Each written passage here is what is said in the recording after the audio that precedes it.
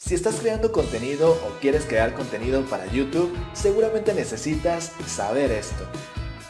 En este tutorial aprenderás cómo crear un canal de YouTube, así que asegúrate de iniciar sesión con tu cuenta de Gmail en tu navegador Google Chrome. En la página de youtube.com, haz clic sobre el icono de tu perfil y elige la opción Crear un canal. Inmediatamente después, verás un mensaje que te da la bienvenida como creador de contenido en esta plataforma. Utiliza tu mouse para hacer clic en el botón Empezar.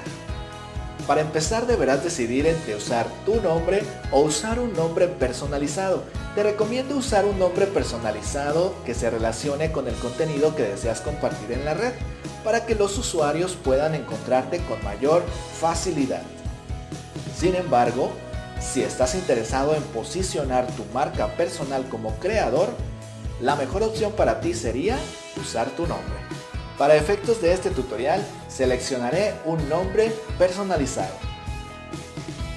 Define el nombre de tu canal, el cual puedes modificar en cualquier momento. Activa la casilla de verificación para confirmar que has entendido y estás seguro de continuar con el proceso para la creación de tu nuevo canal de YouTube. Recibirás en pantalla la notificación de que se creó tu canal.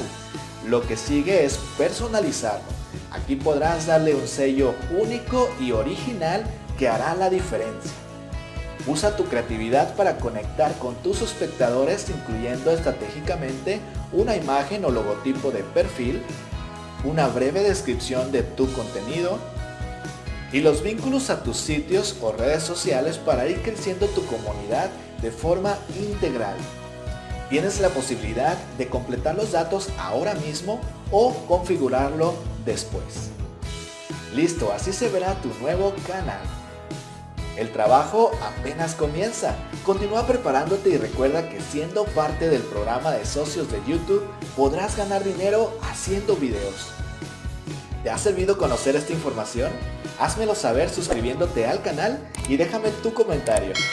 No olvides también activar la campanita de notificaciones para que te enteres cuando haya un nuevo video tutorial.